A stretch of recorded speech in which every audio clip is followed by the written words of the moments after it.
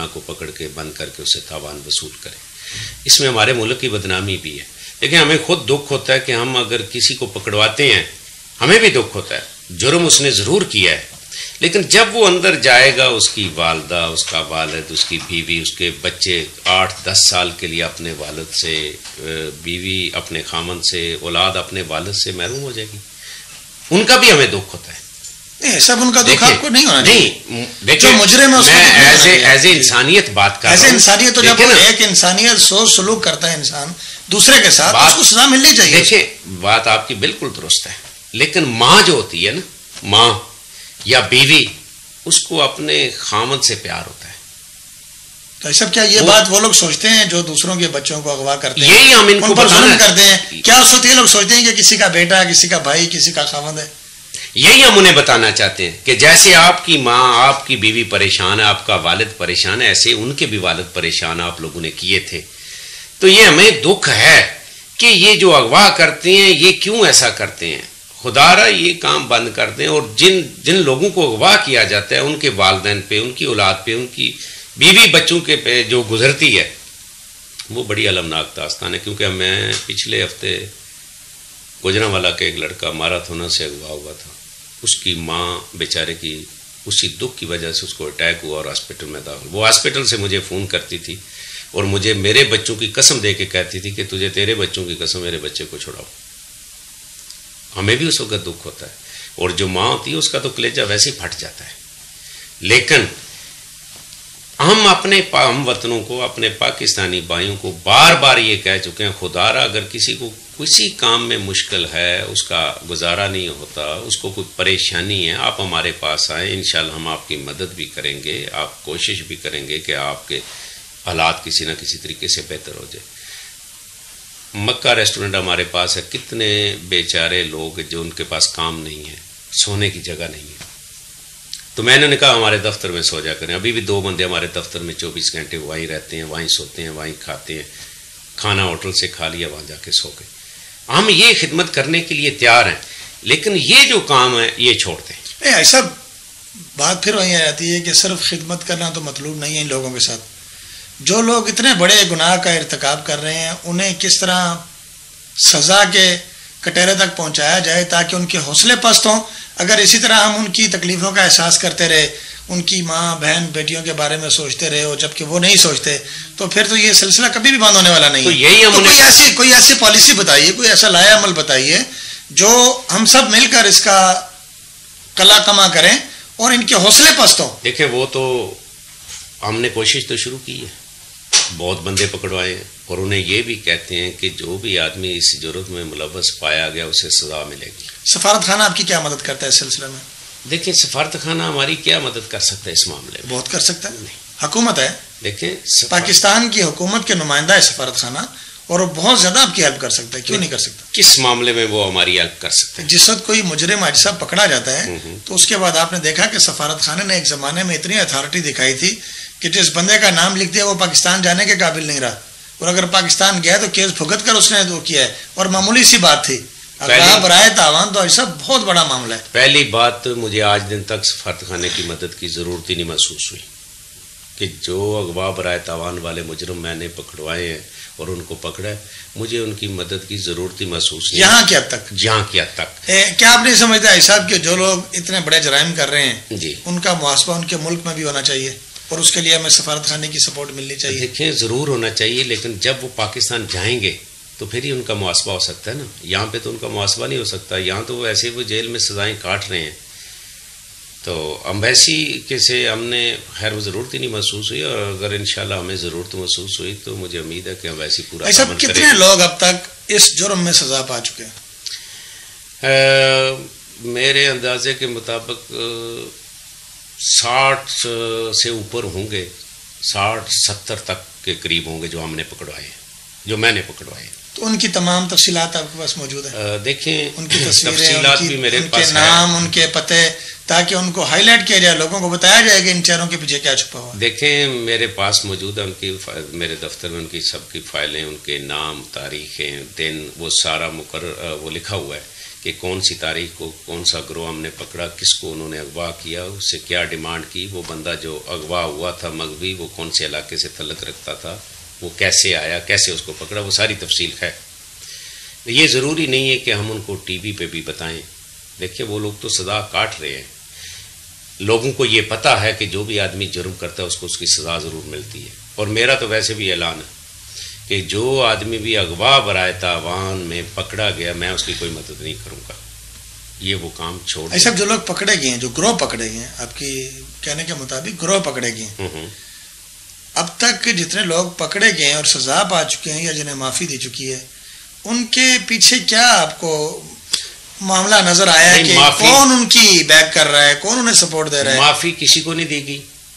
دیکھیں ہمارا کام ہے کہ بندے کو موقع سے جا کے پکڑوانا اور پولیس کے حوالے کرنا، اور وہاں پہ میں زیادہ تر کوشش کی یہ کرتا ہوں جو مدعی ہوتا ہے وہی اپنا بندہ ٹرانسلیٹر وہاں پہ دے، تاکہ وہاں شک شبے کی گنجائش نہ رہے کہ جی حاجی افضل نے وہاں پہ ترجمانی کی ہے، شاید اس میں تھوڑا سا لوز رکھا ہے، تھوڑا سا نرم ہاتھ رکھا ہے، وہ نہیں ہوتا۔ وہ ترجمانی بھی صحیح ہوتی ہے، پولیس کیس بھی صحیح تیار کرتی ہے، آگے جج کی مرضی ہے کہ وہ اس کیس کو کیا سمجھتا ہے، اس میں صداقت کتنی ہے، اس پہ ہم کوئی بھی آدمی ڈسکس نہیں کر سکتے۔ لیکن یہ بتائیے کہ ان کی بیک کون کرتا ہے؟ یہ جو گروہ ہیں کیا کوئی ایک ان کے پیچھے طاقت ہوتی ہے جس کے یہ سارے ٹولے بنے ہوئے اور یہ کام کر رہے ہیں؟ یہ سب کی اپنی اپنی اپروچ ہے، ان کی اپنی اپنی اپروچ ہے، کوئی بھی شریف آدمی معزز آدمی وہ ان کی سپورٹ نہیں کرتا۔ ریزن کیا ہوتا ہے اغوا کرنے کا؟ صرف پیسہ کمانا؟ پیسہ کمانا یا کوئی دشمنی وغیرہ؟ نہیں، کوئی دشمنی نہیں، صرف پیسہ، آسان طریقہ پیسہ، بالکل آسان طریقہ پیسہ کمانے کا۔ میں اگلے دن کی بات، میں آ رہا تھا صبح 4:30 کا ٹائم تھا، یہ جو ریلوے اسٹیشن ہے استاد مولا علی، تو وہاں پہ کچھ بندے کھڑے تھے، گاڑیوں میں کوئی بیٹھے ہوئے ہیں، کچھ کھڑے ہیں انتظار کر رہے ہیں ٹرین سے جب یہ اترے تو ہم ان کو کریں، تو میں رک گیا، میں اکیلے ہی تھا۔ تو جب ٹرین آئی تو اس میں سے بندے 9-10 ہمارے پاکستانی، کچھ افغانی تھے، کچھ دوسرے ملکوں کے بھی تھے، مجھے پتا چلا یہ وہاں بارڈرز ہیں، تو میں گیا تو وہ بوتھ پہ کھڑا ایک پرانا آدمی جو یہاں پہ، تو وہ فون ان سے کروا رہا تھا، تو میں نے بندو سے پوچھا اس بندے کو جانتے ہیں؟ آپ کسی ایسے شخص کے ساتھ نہیں جانا، آپ یہاں ہی رکیں اور اپنے اپنے رشتہ داروں کو، دوستوں کو فون کریں، وہ یہاں سے آپ کو لے کے جائیں گے، کسی کے ساتھ نہیں جانا، یہ لوگ آپ کو اغوا کر لیتے ہیں۔ تو ہم نے بارہا لوگوں کو بھی کہا ہے، لوگ بھی سمجھتے ہیں کہ بھائی جو ہمارا بندہ تھا اس کو بھی یہ بریفنگ کریں کہ بھائی جب آپ جیل سے چھوٹیں گے تو آپ کسی کے ساتھ نہیں جانا، آپ ٹیکسی لے کے آنا، سیدھا ہمارے پاس آنا یا ٹرین پہ بیٹھ کے ہمارے پاس آنا، کوئی بندہ آپ کو یہ بتائے کہ بھائی میں آپ کو ساتھ لے چلتا ہوں، آپ کو کھانا دوں گا، آپ کے بھائی سے ملاؤں گا، تو آپ کسی پہ یقین نہ کریں۔ جی ایسا بڑا اہم گورنمنٹ گریک سے بھی میں نے بڑی دفعہ درخواست یہ کی ہے کہ آپ مہربانی کر کے ہمیں ایک اتھارٹی دیں کہ جو بھی بندے ان کیمپوں سے جب رہا ہوتے ہیں تو آپ ہمیں انفارم کریں، ہم یہاں سے بس بھیجیں گے۔ لیکن اس کے لیے تو ایک کمیٹی بنائی گئی تھی پچھلے دنوں میں، ان سے آپ کی امن کمیٹی میں سے کمیٹی بنائی گئی تھی کہ ان کے حوالے کیے جائیں گے، اس کا کیا بنا؟ وہ ابھی پروسیس چل رہا ہے، ابھی وہ پوری اپروول نہیں ہوئی۔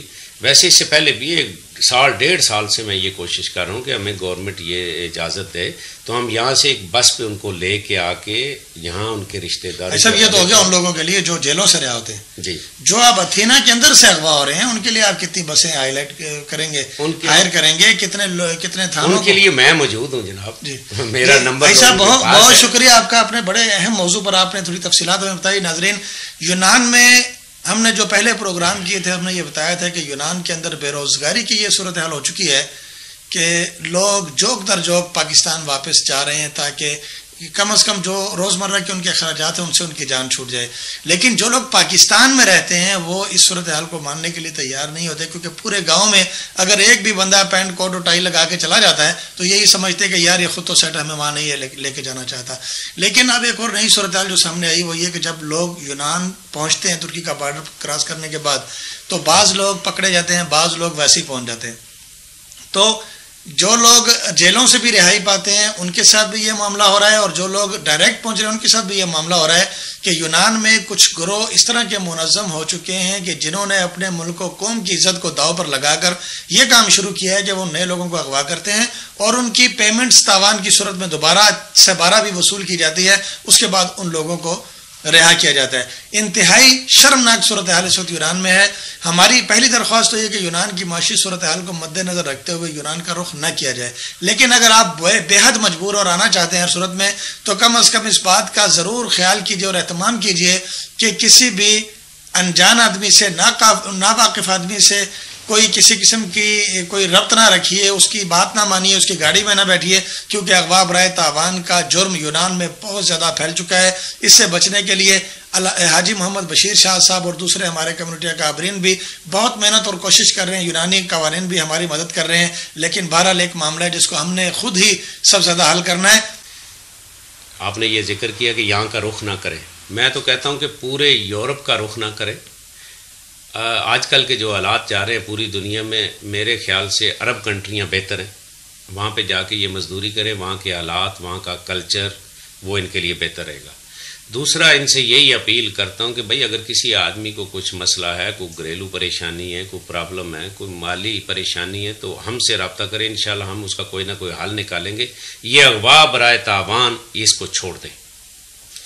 یہ آپ بھی ان کو بار بار ہر پروگرام ان سے یہ درخواست کیا کریں گے کہ برائے مہربانی اس سے ہمارے ملک کی بدنامی اور ہمیں تکلیف ہوتی ہے. دیکھیں اگر پاکستانی ابھی اس وقت 25,000 کے قریب جیلوں میں سزا کاٹ رہے ہیں، جن کی سزا 3 سال سے لے کے 10 15 20 سال ہے، وہ یہی جرم کی وجہ سے. اور جب ہمیں یہ کہتے ہیں کہ المانیہ اور رشین کے بعد پاکستانی برادری یہ بہت زیادہ ہے، بنگلہ دیش انڈین بہت کم ہے ہماری نسبت، تو یہ دیکھیں ہماری بدنامی ہوتی ہے، ہمیں شرم آتی ہے، ہمیں افسوس بھی ہوتا ہے. لہٰذا مہربانی کر کے یہ انسانی. ناظرین، آج کے ہمارے اس پروگرام کا وقت ختم ہوتا ہے. میں اپنی ٹیم کے ساتھ آج خصوصی طور پر ہماری ٹیم میں الحاج محمد بشیر سعد صاحب معاونت فرما رہے ہیں، میں ان کا اسپیشلی مشکور ہوں. اور ناصر چسوکی صاحب ہمارے پروڈیوسر ہمارے درمیان موجود تھے. اور اپنے میزبان احسان اللہ خان کو اجازت دیجیے. اللہ حافظ. جی ناظرین، اور آخر میں ہمیشہ کی طرح، ہر بار کی طرح میں شکریہ ادا کرنا چاہوں گی اپنے اسپانسرز کا جو کہ ہمارے پروگرام کے لیے ہمیں اسپانسر کرتے ہیں. میں ان کی بہت زیادہ مشکور ہوں. اسی کے ساتھ اب اپنی میزبان دیوان ثانی کو اجازت دیجیے. انشاءاللہ اگلے پروگرام تک دوبارہ حاضر ہوں گے. اللہ حافظ.